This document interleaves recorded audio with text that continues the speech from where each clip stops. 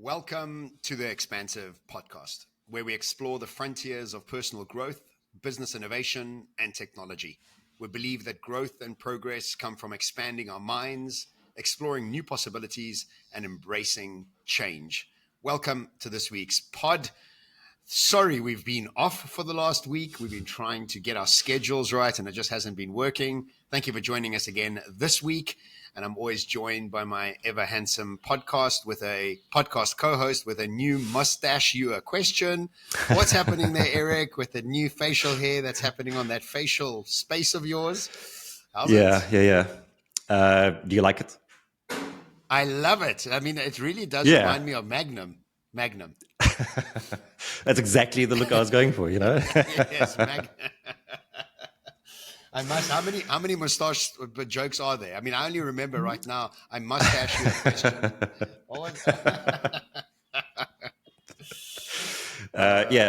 It's going good. Me and my mustache, we've been very busy. No, dude, it's been. I've missed you last week. It was like we just couldn't align our schedules to jump on a call. Yes. But otherwise, it's been busy. It's been good. What's been happening on your side? Yeah, very good. I've been in 3 different continents in the last week. Having an excellent time in the States, back in Dubai, back in Cape Town, back in Dubai next week, and just zigzagging the world at the moment and loving every moment of it. I do find myself on huge highs, and then I have to crash. I just have to go and get into a cocoon for a day or two just to recoup. And so out of that recoup now, and very excited for the week ahead, very excited to be recording this pod, and also all the behind. I mean, I think we keep telling people we're doing so much behind the scenes work for the pod, but actually nothing's changed on the front end. But we are doing a lot behind the scenes. I don't know when it's going to kick in, but eventually it'll kick in. But I'm excited for everything that we're doing for the pod as well. Well, I mean, there has been some changes, like the audio is better, the jingles are better differentiation between segments. So small things that are coming together. But yeah, I'm with you on that. And today's topic is all about relationships, right? And Yes. It's actually funny because we jumped on the call this morning and we're like, what are we going to talk about? And we had different topics, but when we spoke about it, we realized it's actually more or less the same thing. So I wanted to jump on and talk about the team environment and how do we cultivate a team environment for growth. And you wanted to talk about relationships. And actually, it's kind of the same thing. It is, how do we create an environment in a relationship that is conducive to someone feeling heard, feeling like they belong, and feeling valued? You know, I obviously we love dogs so much, right? And I constantly say that I want to be the voice for the voiceless when it comes to dogs. And when it comes to relationships, it's exactly the same as dogs, as in anything that you engage with. The person, the dog, and even the tree, depends how esoterical you want to get, wants to be seen, wants to be appreciated, wants to be held, wants to feel safe.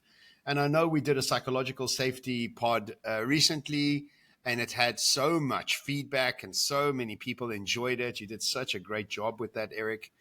But I think this is just an extension of that, because I think as we evolve through life, no matter how young or how old you are, especially with this unbelievably changing pace of the future ahead of us, people require to be held and heard more than ever. Now, whether you take this from an intimate relationship where it's just one-on-one, all the way up to organizational structures with thousands of people working with them, the common denominator is the human being at the center of it that wants to be held and heard. And I think that we're coming at the exact same topic from 2 different angles, just explains where our hearts are, where our focus are, but how our skills apply to the same sort of focus from different angles. So let's start off with team safety or relationship safety inside the organization, and then let's bring it back down into just an intimate friendship or relationship sort of space and the sort of golden thread between them. Yeah, so let me kick it off by saying this idea of the team environment has been top of mind for me a lot lately. And we know that, so we covered this in the previous episode. Google ran this project called Project Aristotle, where they looked at 180 different teams to determine what creates team effectiveness. And one of the catch lines that they have in their report is that it's not just about who is on the team in terms of like hiring rock stars, but it's also about how the people on the team interact. And when you think about it, that interaction that we have ultimately creates the team environment. And what I've come to realize is that mediocre teams will leave this team environment up to chance, whereas high performing teams are more deliberate in scripting what does that relationship look like, or what does that environment look like.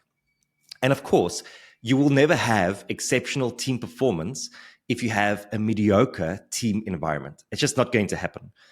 And this team environment is ever present. It's a space that you walk into that you can feel. It's the language that we use to describe that feeling. How does it feel to be a part of the team? It's the sense of belonging. It is our expectations. It's the social contract.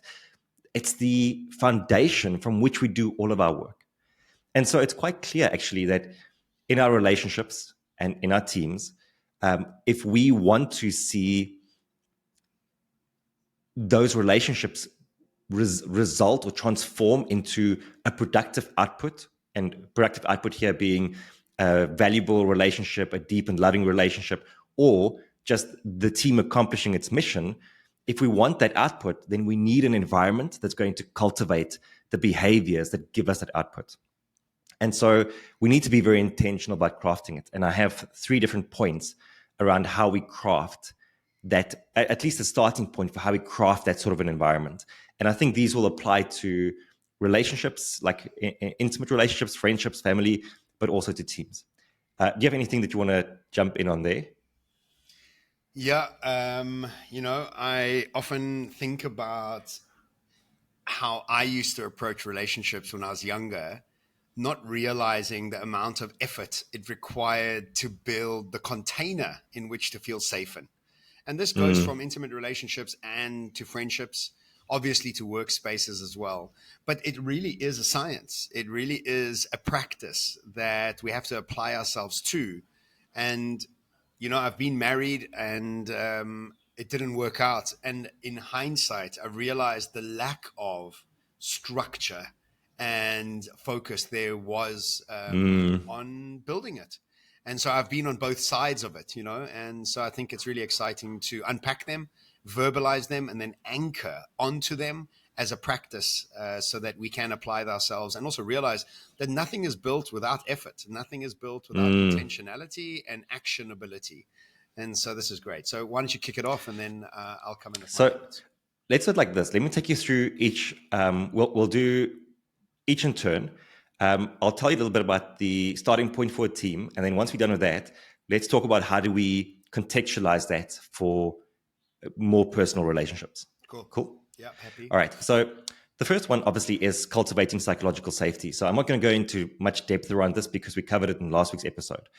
But essentially, what I often see with teams is that they want to start fixing structure, and that's the wrong place to start. And so what I mean by that is, they'll often call you out and they'll say, we need a workshop to work on how do we give each other feedback, or how do we improve accountability, or how do we better manage our time.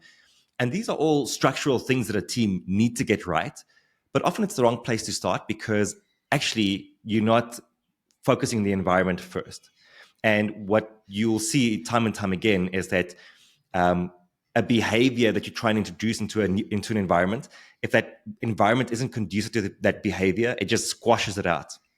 And so the environment that we obviously want to see is one of psychological safety, where people feel heard, where they feel like they can speak up, and they can speak up without being ostracized from the group. Now, what's really important here is that when psychological safety is high, people feel a greater sense of belonging. So that already creates a team environment where I feel included.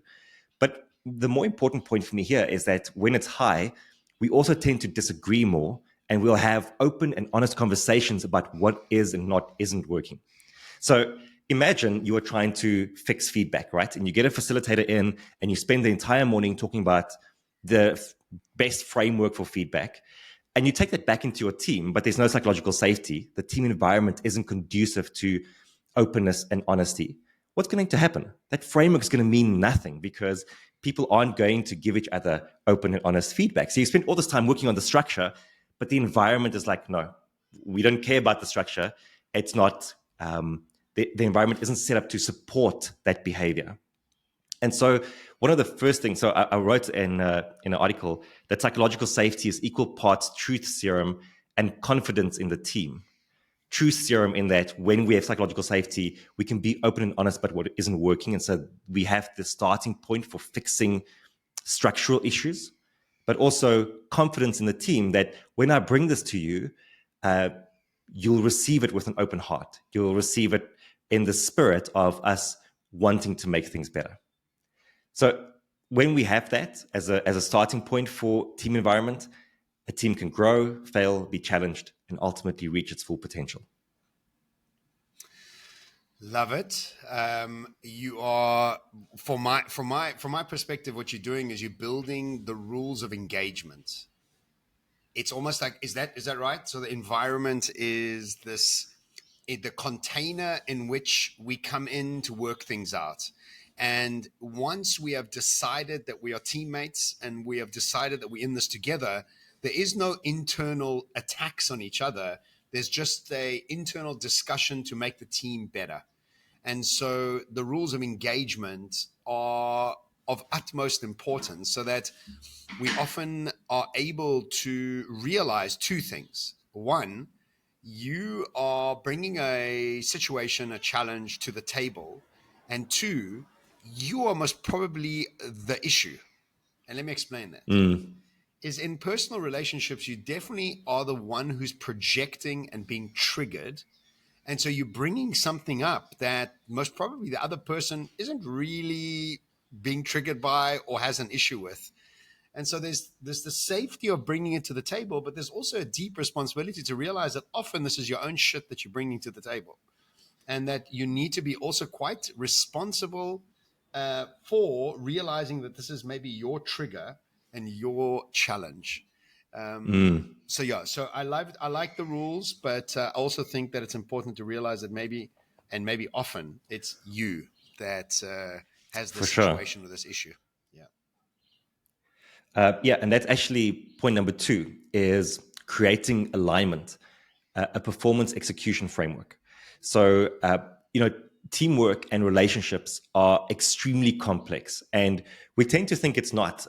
We get into a relationship, and over time that relationship evolves and matures, maybe to some degree, hopefully to some degree. But we kind of think that we can just figure it out. We think we don't need any training on how to get those relationships to the best place possible. And actually, when you start listening to psychologists and counselors and people who know, you realize there's so much work that actually needs to go into creating those relationships, but also, obviously, creating a team that is highly functioning, because teams are insanely complex. And so, what's the number one thing that we need for a team to be highly productive? We need alignment. And then the reason we need alignment is because a team is full of people who have diverse backgrounds, diverse perspectives, their own stories, their own beliefs, but we put them together and we want them to move in a certain direction and accomplish a certain mission. Without alignment, that doesn't happen. And so one of the most important things we can then do is to create some sort of a performance, I call it performance execution framework, which just means out of all the things that we can focus on that's going to help us be the best possible team, what are the 3 or 4 most important ones that will help us to get where we want to go? And I find this, like, I've been fascinated by this for the past few weeks. And I have so many examples of this where you can go from like individual to team to organization to country. And I can give you examples of these frameworks that emerge and that ultimately lead to transformation. I'll give you one quickly. Do you know the story about Singapore? No, which one? Well, just like their transformation, Singapore's transformation. Why don't In you tell it, 50 Rose? in 50 years, they went from being a third world country to being a first world country in 50 years. Yeah.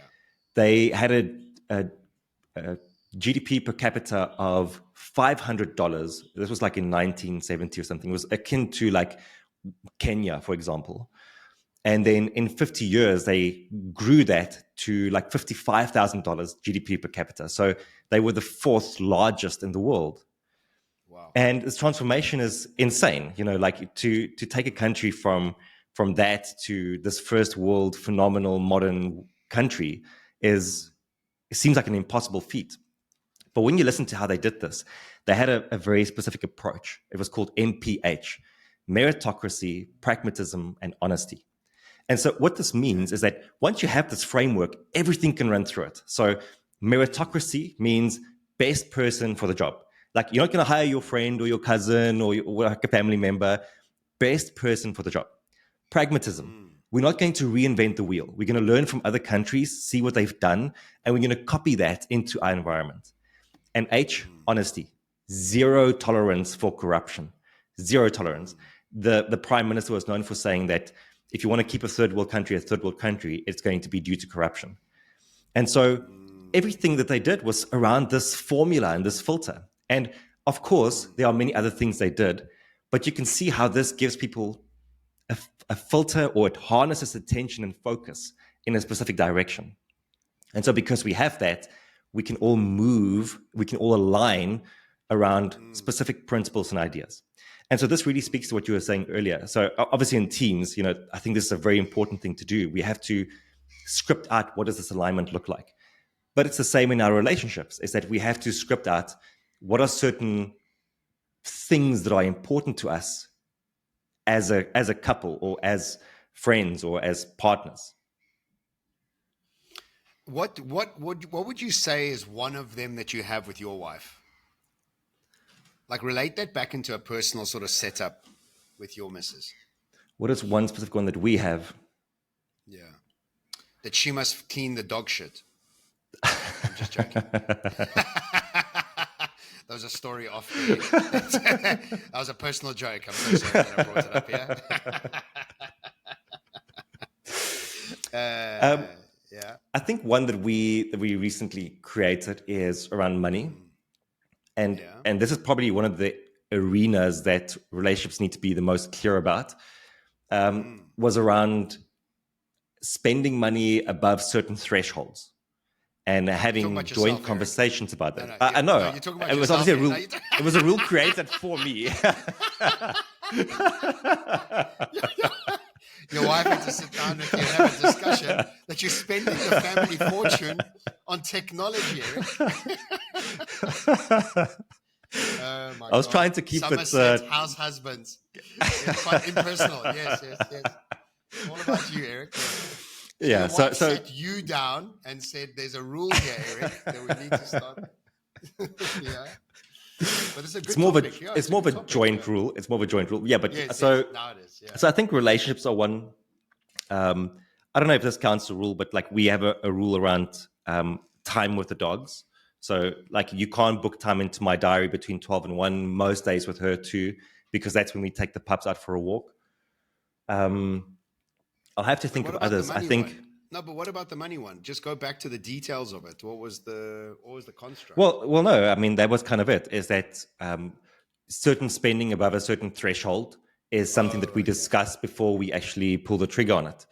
And I mean, this is also because we have, and this would be part of the process, is we've set goals for ourselves as a couple, and it's easy to not do that. That you set your goals, I set my goals, and actually for a while we kind of struggled to do that. To be honest, we would set them, but just then kind of let it slide by the by. Whereas now we are much more intentional with it. And when you come in, like when you finally come and visit me, like after my, I don't know, 500th invitation to you, then you'll see, because I mean, it's too far to come and visit, right? When you're like 30 minutes away. So when you walk into the kitchen, against the fridge, there's a thing that has our words for the year, both our words for the year written on it. It has our goals written on it, and it's nice to be able to create those together, and then to also have them top of mind all the time in a space where we both operate. I love that. Love that. So what happened was the boss had to call in petty cash spending because the staff was running wild amok. That's actually what was going on. Well done, Dan, for reining in Eric's wild spending.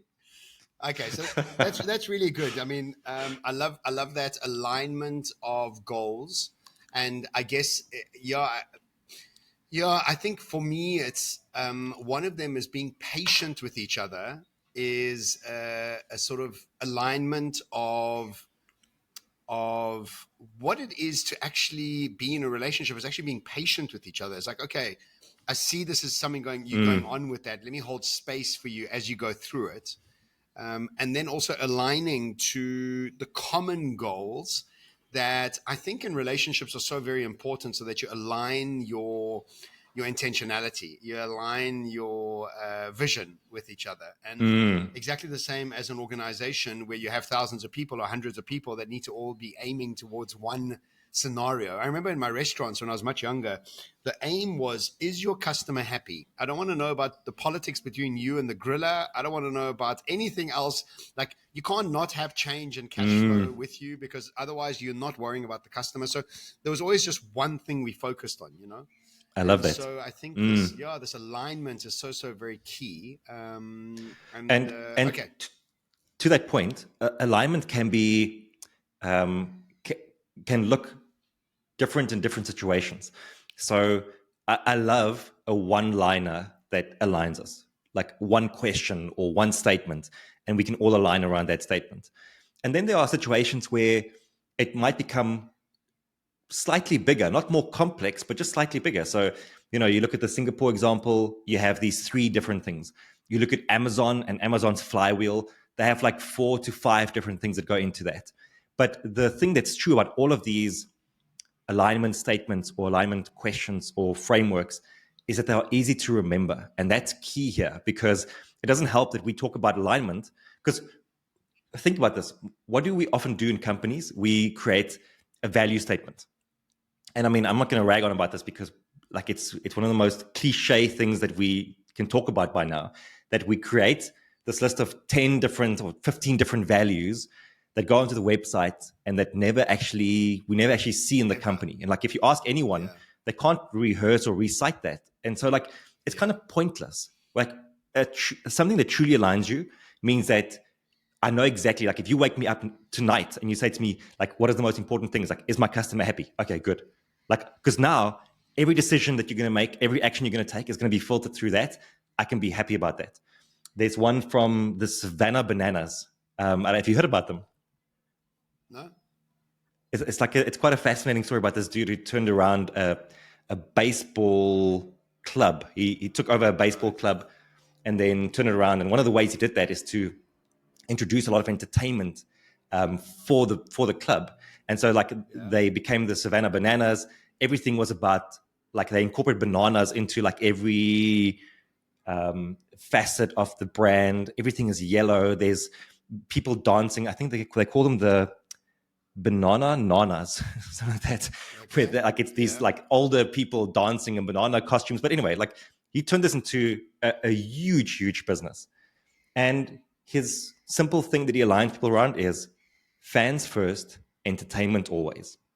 And so, like, I've been reading the book about how he's built that, and he tells these stories about baseball players that would sit with fans for like long periods of time, like way longer than we'd expect it from them. And then he's like, "But why did you do that?" And he's like, "Well, didn't you say fans first?" And so it's so clear. And the more we have this in our relationships as well, the better. And the problem is that you might have this mental model. Like if I have this mental model of how a relationship should be and what we should be aligning around, that's fine. It means nothing if it's not a shared mental model. And that's why it's right, important for us to have these discussions and to be quite clear and explicit about what it looks like. yeah, very good. Okay, I like that. That's alignment. Let's go to the third one. So the last one we've actually kind of covered in the process, which is tabling the team operating system. And this maybe is just, to be even more explicit as what we've just been talking about, to really categorize it. So when we think about a team operating system, or let's say like when we look at collaboration, there are many different facets of collaboration. There are the roles and responsibilities of the team members. There's how do we deal with accountability? How do we give and receive feedback? How do we measure performance? And the more clear we can be about each of these, the better. And again, something like feedback in a team is often just, oh, we sit down and we talk about what's working and not working. We don't have a structure for how to do it. And we never get trained on how to do it. And so it always feels like someone is attacking me when they're giving me feedback because we haven't scripted that this is the way that we do it and this is what we want to see happen in the team. And Brene Brown has this saying that says, clear is kind and unclear is unkind. And that's what the team operating system does, is it gives you the structure. This is how we do things. But how we do things is what that does is it gives you clarity. Like, like when I show up to the team, this is how I'm going to give feedback. This is how I'm going to receive feedback. This is how we're going to have accountability conversations. And all of that removes something which people hate, which is uncertainty. And we have a lot of uncertainty to deal with in the world around us. The last place where we want uncertainty is in our teams and in our relationships. So how do we remove that? By being more clear in our communication about what we expect from how we show up as a member of that team or a member of that relationship. Yeah, that it goes back to, I guess it's just a theme that you and I kind of stuck in, because last time we spoke about engineering the life we want, and it's exactly the same thing here. Is that how much effort are we putting into behind the scenes and into the operating systems of how we show up personally, and then also how we show up inside relationships, and how are we held accountable to those relationships, and that accountability and that level of integrity is a full-time job, because you're like, this is, like I was speaking to Wendy, and we were just talking about certain like characteristics that I have that I know are not conducive for long-term relationships. And one or two that she brought up, I had to really take a moment to understand the neuroscience of change. And I think it was such an aha moment for me. Dr. Joe Dispenza calls it moving through the refractory period, or crossing the river of change. And what this means is that when you've decided to become somebody else, or you've decided to show up as a team member or a partner in a more, I don't know, kind way, you have to realize that many of those ideas are not well entrenched in your head. And so what you have to do is you have to now change behavior. And when you start to make a decision to change behavior, you start to cross the river of change. And as you start to cross this river of change, what happens when you're in a river? You have currents, you have rocks, you have things that are taking you off balance. And so you have to keep reminding yourself, sit with the new behavior that you are wanting to quite literally rewire and refire within your brain, in your hardware of the gray matter inside your head. And so we also have to realize that making this commitment is the easiest part of changing the behavior. Because once we start to cross the river of change, the real hard work starts, because your body just wants to go back to familiarity. Your brain just wants to go back to where it's happy to go to. And so this weekend was quite a thing, because I had to quite literally sit there and think about thinking in a new way and showing up in a new way as a better partner and a better team member. And so as we start to practice these psychological safety scenarios, realize that maybe they're not part of your existing personality. And again, to remind you, what is a personality? The personality is made up of how you think, act, and feel. And if you keep thinking in same ways, you can't show up as a new member of the team. And so Love no matter that. how Yeah. small the team is, 2 people, all the way up to a few thousand people, remember that you have to most probably change quite a lot to fit into the team. And that's the hardest part. And I think that's the part that builds trust and builds commitment to the team, is to show how you're willing to change your personality to create a new personal reality that's more conducive to the team, and to a more peaceful sort of coherence between the people inside those teams. So yeah, it just seems like it's a Love topic that. that you and I are focused on in different Yeah. ways. Look, but I'll say two things in closing. number one is well done for you guys having those difficult conversations to start with, because it's the difficult conversations and the way that we respond to those conversations that create the psychological safety. And having the psychological safety means we are more likely to have these difficult conversations, which means we are more likely to deal with things before they become problems, which creates more psychological safety. And that's the kind of environment that we really want in our relationships, but also in our teams. And it's a tough first step, I think, for many people, but having that difficult conversation and having the openness, not being judgmental, not defaulting to blame, but approaching it with curiosity is such an important step that's going to help us create psychological safety in the long run. So that's just one thing that I wanted to mention. And then the second thing, just in closing out, the one thing that I read that I think had the biggest influence on my personal relationship with Danica we've been together now, I think, for about 9 years. She'll correct me, but I think it's 9 years. Yeah. And I can, if I'm honest, we've had an amazing relationship right through. We've never had big fights. I think we're so aligned and compatible that, and I think none of us hold on to grudges. So we've always had a great relationship. But the thing that I heard early on, and I read it somewhere, that changed my relationship was this quote that said, "He loved her, of course, but more than that, he chose her every day." And if I had to give someone some advice for a relationship, I think it'll be that. It's you have to choose the person every day, because choosing is a very intentional thing.